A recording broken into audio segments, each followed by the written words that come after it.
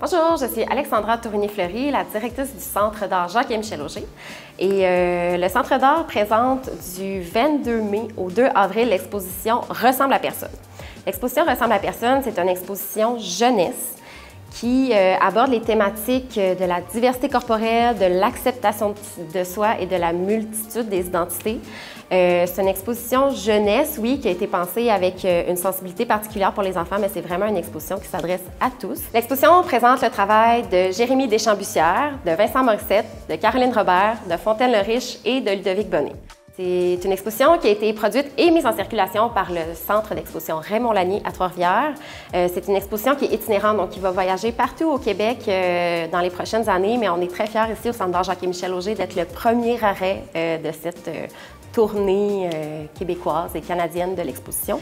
Aujourd'hui, c'est la journée du vernissage. On avait un atelier de collage mosaïque qui vous invite à faire votre autoportrait pour exprimer qui vous êtes, votre identité, votre intériorité.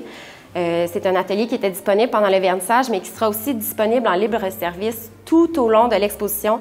Et chaque collage, chaque œuvre d'autoportrait qui est réalisée va être installée dans notre grande vitrine ici au Centre d'art Jacques et Michel Auger. Donc, il y a vraiment de quoi rendre les mini-artistes fiers.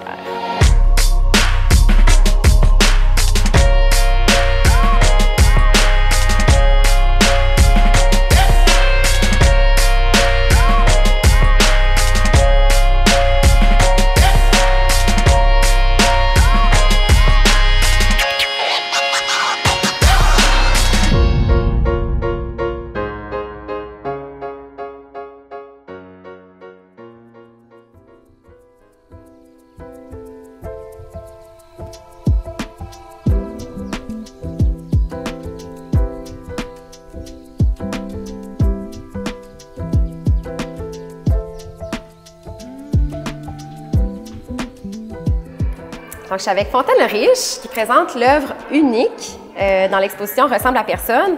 C'est une série de 6 toutous. Fontaine, est-ce que tu peux me parler un petit peu de ton œuvre? Oui, bien, en fait, c'est le Centre Raymond Lanier qui m'a approché pour faire des toutous. Ils m'ont spécifiquement demandé des toutous parce que j'en faisais déjà. Puis ensuite, c'est pour vraiment atteindre le public jeunesse, donc faire des personnages dans lesquels ils peuvent probablement ne pas se reconnaître parce qu'ils sont quand même étranges, mais ou se reconnaître parce que c'est des personnages, tout simplement. Donc voilà, et j'ai fait, moi j'imprime des tissus en numérique. C'est-à-dire que je fais mes images numériques et je vais imprimer ça sur tissu, mais je vais aussi en imprimer en sérigraphie.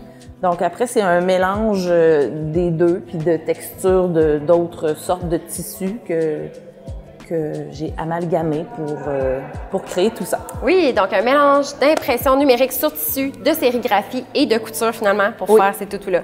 Tu faisais déjà des toutous avant de faire les œuvres, l'œuvre unique pour Ressemble à personne. Qu'est-ce qui t'a attiré vers le toutou? C'était en 2009, je pense que j'ai commencé vraiment, mais en 2013, j'ai fait une résidence d'artiste à la Galerie d'art du Parc. C'était comme sur 9 mois. Mais je sais pas, je me suis mis aussi à faire mes dessins, les personnages. Au fond, c'est parce que je suis dans le figuratif depuis toujours. Puis là, de mettre ça en 3 dimensions, puis les petits toutous mous. Il y a quelque chose, moi, que tu nommais que je trouvais vraiment intéressant par rapport au fait qu'on a tout un toutou qui a un petit défaut. Il manque un œil, il manque un bras, il est rugueux sur le bord, mais que finalement, c'est quand même notre toutou préféré. Oui. Ça nous amène finalement à célébrer nos imperfections puis à accepter que c'est ça qui nous rend unique puis que c'est une partie de nous, finalement, qui fait notre identité autant que nos défauts puis nos beaux côtés puis ce qui a l'air parfait. Tout à fait. Il y a quelque chose... Mais je pense que quand tu te promènes dans ces 6 toutous-là, automatiquement, tu comprends qu'ils sont pas faits comme toi, puis qu'il y a personne qui est fait de la même façon.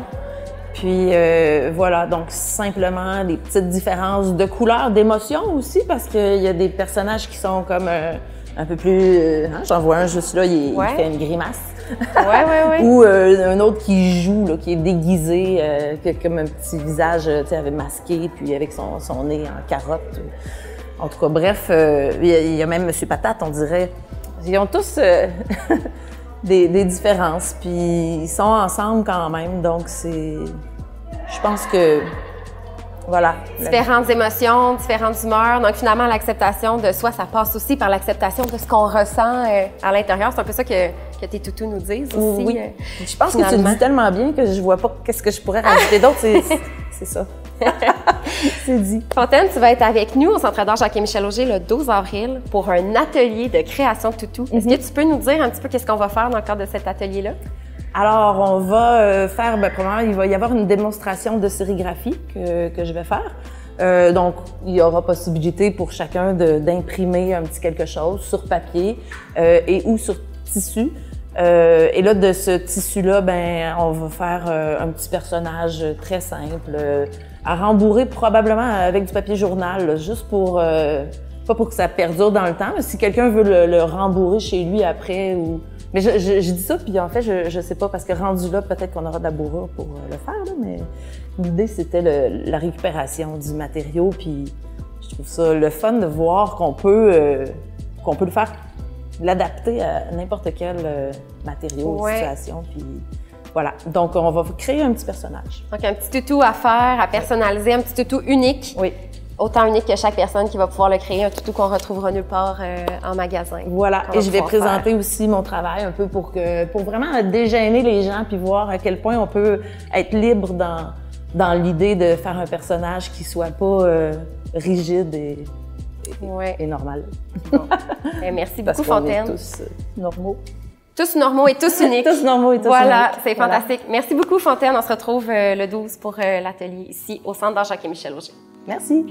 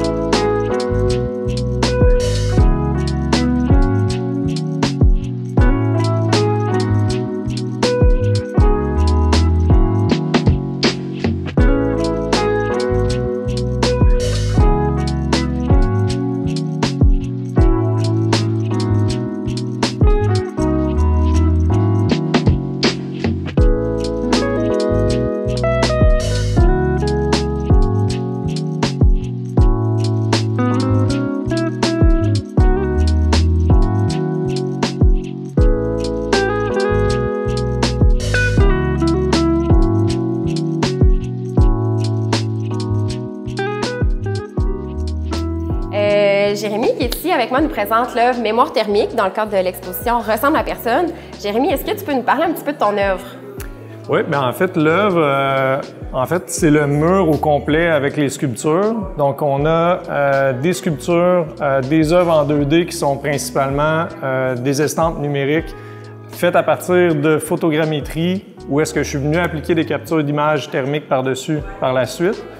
L'idée, c'est de parler du corps, de la trace, de la mémoire à travers justement la trace thermique.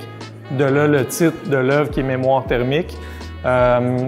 Sinon, c'est pas mal, je vais aller chercher vraiment comme des objets du quotidien, des objets qui ont une signification, que ce soit pour moi ou pour les gens qui vont venir voir l'exposition. Est-ce que tu peux m'en dire un petit peu plus sur la photogrammétrie? Qu'est-ce que c'est exactement? Oui, photogrammétrie, généralement, c'est utilisé pour faire de l'impression 3D. Ça veut dire, je pourrais prendre des photos d'un objet en faisant le tour vraiment, donc d'aller prendre des photos du haut, d'aller prendre des photos finalement 360 autour de l'objet. Donc pour mes personnages, c'est environ 300 à 400 photos. Puis après ça, ben les images s'en vont dans un logiciel. Donc on voit apparaître le personnage en 3D avec ses reliefs, avec les imperfections ou finalement les textures de la peau. Puis au lieu de l'imprimer en 3D, je fais une capture d'image de la position dans laquelle je le veux. Puis avec le logiciel, une fois que je détermine la position, bien, je viens aplatir finalement une capture d'image thermique dessus. Donc ça vient vraiment prendre la forme comme si j'avais fait fondre un morceau de plastique sur une pièce métallique, par exemple. Puis l'exposition Ressemble à personne, ça parle de diversité corporelle, de l'importance de s'accepter comme on est, de l'identité. Puis j'aimerais ça que tu me dises un petit peu le lien que tu fais entre la trace thermique, la chaleur, puis cette thématique-là de l'identité puis de l'acceptation de soi? Oui, bien, tu sais, moi, la trace thermique, je la vois un peu comme un filtre. Souvent, on est porté à mettre un filtre sur nos photos pour cacher des imperfections, tandis qu'ici, avec la photogrammétrie, c'est impossible de cacher les imperfections où finalement, on laisse vraiment apparaître notre corps comme il est, puis on l'accepte. Ensuite, bien, la capture d'image thermique, pour moi, bien, ça laisse une trace humaine de la chaleur ou de la température d'un objet. Là, ici, on voit des objets à différentes températures qui ont été touchés ou manipulés, qui laissent en même temps une espèce de trace là, où est-ce que l'humain vient laisser finalement sa trace. La trace de chaleur devient donc un petit peu la trace affective des choses. On pourrait le voir comme ça, tu sais, puis en même temps, on est comme dans un drôle de contexte aussi là, environnemental, puis on a vraiment l'impression d'être proche d'images thermiques qu'on reconnaît parce que ça peut être des fois ce qu'on est capable de voir sur Internet, donc des zones chaudes, des zones plus froides là, autour du globe. Puis, on voit différents objets dans ton œuvre. Il y a un bouquet de fleurs, il y a un petit cheval, il y a une tête d'oreiller, il y a un camion. Peux-tu me dire un petit peu comment tu as choisi quel objet tu avais envie de représenter? Oui, c'est des objets que j'affectionne particulièrement de mon côté parce qu'ils veulent dire quelque chose. La tête d'oreiller, justement, c'est une tête d'oreiller de l'arrière-grand-mère de mes enfants. On voit les broderies en haut, des broderies de fleurs. Si on s'approche, donc de loin, on ne sait pas ce que c'est. En s'approchant, on pourrait peut-être comprendre. Puis au niveau des objets, bien, par exemple, le vase a fait partie de mes recherches de maîtrise beaucoup parce que c'est un objet vraiment attirant, mais c'est aussi un objet qui, à l'époque, racontait une histoire par ce qu'on pouvait retrouver sur le vase. Aujourd'hui, ce que je viens appliquer comme image, bien là, on a une petite section d'une voiture qui a été appliquée dessus. Il y a quelque chose de... Ça raconte un peu une histoire un peu contemporaine de notre présent, de notre civilisation, mais d'aujourd'hui. Merci beaucoup, Jérémy, d'avoir répondu à nos questions. Je suis sûre que le public va adorer découvrir ton travail. Merci beaucoup.